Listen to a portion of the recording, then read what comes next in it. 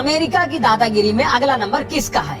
यानी UN based जो rule based world order था वो समाप्त हो चुका है। यूएन की प्रासंगिकता 0 है आज की डेट में।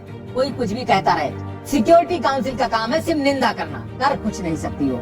इस तरह अब दुनिया के तमाम देशों को ये चिंता है कि अगला नंबर किसका है, क्योंकि जब राष्ट्रपति वेनेजुएला के राष्ट्रपति को उनके बेडरूम से उठाया जाता है पत्नी सहित, हथकड़ी लगा करके अमेरिका उठा ले जाता है, अपहरण कर ले जाता है, दुनिया में बोलने की ताकत नहीं बची है, तो सबको ये चिंता सता रही अगला नंबर किसका होने वाला है। जानते हैं सभी लोग, ट्रम्प सन की एक राष्ट्रपति है, एक सन की राष्ट्रपति। अमेरिकन माइट आज से नहीं है, बरसों से, जब से हम लोग इस जनरेशन के लोग जब से पैदा हुए, सब लोग जानते हैं अमेरिकन माइट के बारे में। सर्वशक्तिमान है अमेरिका, सर्वशक्तिशाली है, सभी लोग जानते हैं। लेकिन किसी देश के चुने हुए राष्ट्रपति को भले ही उनकी आंतरिक समस्याएं कुछ भी रही हो, लेकिन उसको उठा के ले जाना, अपहरण करके ले जाना, बंदी बना के ले जाना दुनिया की बहुत बड़ी तौहीनी है। और दुनिया के वो देश जो आज इसका समर्थन कर रहे हैं या खुलकर उसकी मुखालफत नहीं कर पा रहे हैं, उनको भी इस स्थिति के लिए तैयार हो जाना चाहिए। एक ऐसा राष्ट्रपति जो इस देश के प्रधानमंत्री मोदी जी को कह रहा है उनकी खुश रखना उनकी मजबूरी है, वो हमको खुश करते रहते हैं, नहीं खुश करेंगे तो क्या करेंगे सभी लोग जानते हैं, या तो सत्ता से हटाएंगे या वो आदमी कहीं किसी को पकड़ करके गिरफ्तार करके ले जाने की कोशिश करेगा। यही उसके कहने का मकसद है। चाहे चाइना हो, चाहे रूस हो, लैटिन अमेरिकी देश हो, सभी देश, यूरोपियन कंट्रीज, एशियन कंट्रीज, सबको इस बात की फिक्र होनी चाहिए कि अगर आज मुखालफत नहीं की गई तो अगला नंबर किसी का भी हो सकता है।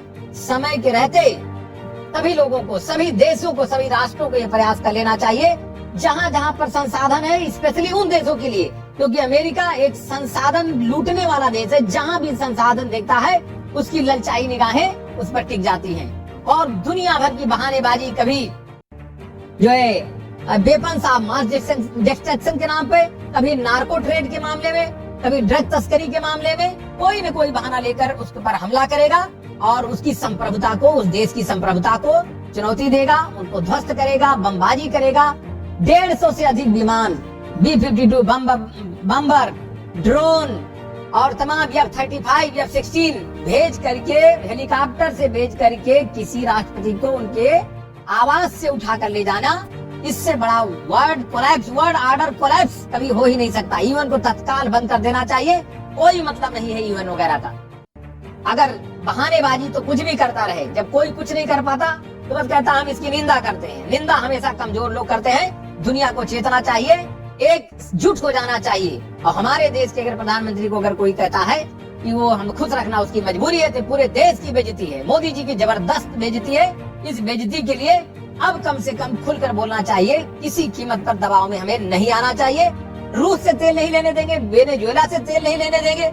जहां से हमें फायदा होगा तो हम क्या अमेरिकी इशारों पर नाचते रहेंगे? टैरिफ के नाम पर ट्रम्प हमेशा टैरिफ आतंकवाद, टैरिफ टेररिस्ट है मिस्टर ट्रम्प, टैरिफ टेररिस्ट है। तो सभी देश को पता होना चाहिए कि अगला नंबर किसका है। समय रहते सबको एकजुट होकर के इसकी आवाज उठानी चाहिए।